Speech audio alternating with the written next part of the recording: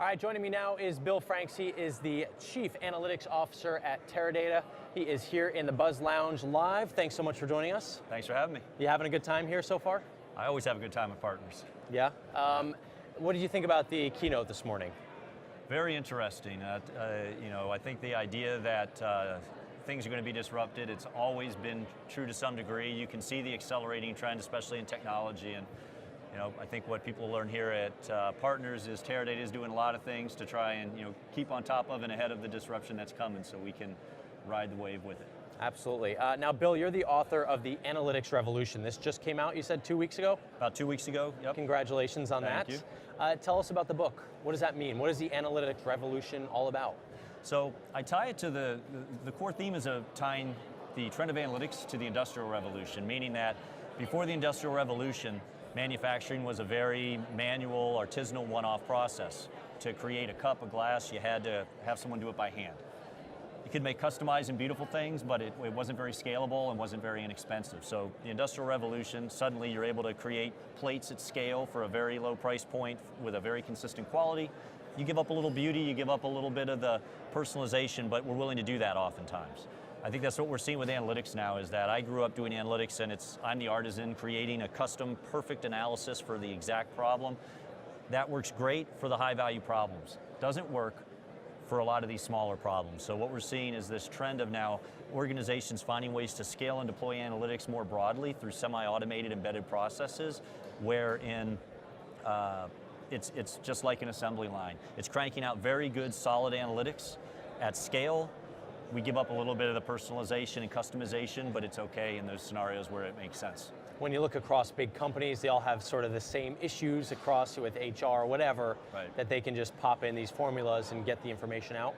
Yeah, so one example would be maybe you have your organization with 20, let's say not 20, let's say 200 different products, keep it simple. In the old days, maybe we could build a model to predict who's likely to buy the top 5 to 10 products. That's all that you could afford to do it. What we do, just like you mold a plate and identify how to build it, then you stamp it out, we go, what were the commonalities in those initial 5 to 10 custom models? We'll automate a process to create a similar model for each of the other 190 products. Now you have a model available for any of those products, and some of them you might rarely have reason to use it, but at least you have it now. So I think that's the key. It's applying some of the things we already know how to do and taking them further. Just like in an assembly line, you still have to conceive of the plate, draw the plate, probably mold it out of clay, experiment with how to productionize it, then you productionize it. It's the same with analytics. You're not going to skip all of that. It's going further. It's going that extra step to say we're going to take and make this happen in an automated, scaled fashion after we've developed those initial prototypes and proven it. And what does the financial side of that look like? Since you are doing it, in sort of it's kind of half custom, half off the shelf, does that mean the economics are better for these companies? Well, yeah, the economics are better because in that scenario I gave you, you've solved your first 5 or 10 in that same custom way that used to pay off in and of itself for probably just some incremental cost, obviously, but nowhere near the extra 190 incremental cost. You're able to have those models available for all of the others. So it's a way to get that extra bang for the buck, just like in manufacturing does. It wouldn't make sense if you're only going to do it for a couple to go through the automation process. But when you have 190 more to do, it starts to pay off pretty quick. Certainly well before you've reached the use across 190. Now you say the companies are sort of caught up in the hype of collecting data. They all want to collect this data, but they're not necessarily doing a good job of implementing it. Right. What does that mean, and how can they change that? So one of the challenges with this whole trend of big data is that organizations are just struggling with, how do I get it? How do I even begin to explore it and make discoveries in it? Now we got to move to making something happen with what we've discovered. And that's a challenge. It's always been a challenge, but that's where companies, and what Teradata with a lot of our press releases this week is aiming at, is saying, we're going to help you not just collect it, not just be able to discover something, but tie it all together with all the other data across all your systems and deploy something at scale that can drive your operations. I think that's what we've always been about, is analytics, and the way our technologies are evolving, we're letting people apply technology and analytics in today's environment. Even as it gets more complicated, we're adding features and functions and technologies that help mask a lot of that complexity and just give our users extra power.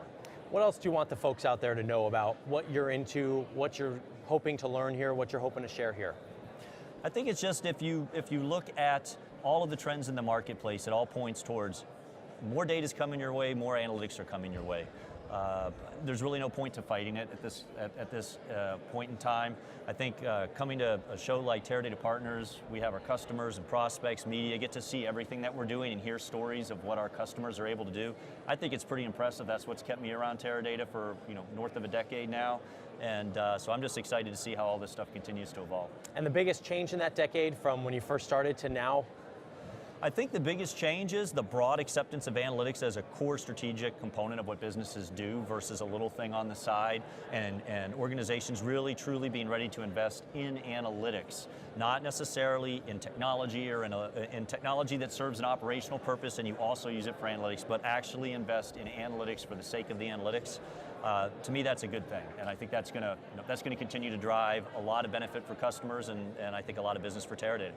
And what do you think of our setup here? What do you think of the entire conference happening in Nashville this year? Oh, it's awesome for me. I live in Atlanta, so I had a nice, easy 3.5 hour drive up instead of having to fight the airplanes like I always have to do. So for me, it's great. I think it's a nice venue. I like the way we've done this. This video set up here right in the middle of everything. So yeah, it's you got nice. Thousands of people around the world. That's right. Getting to hear you right now. Awesome.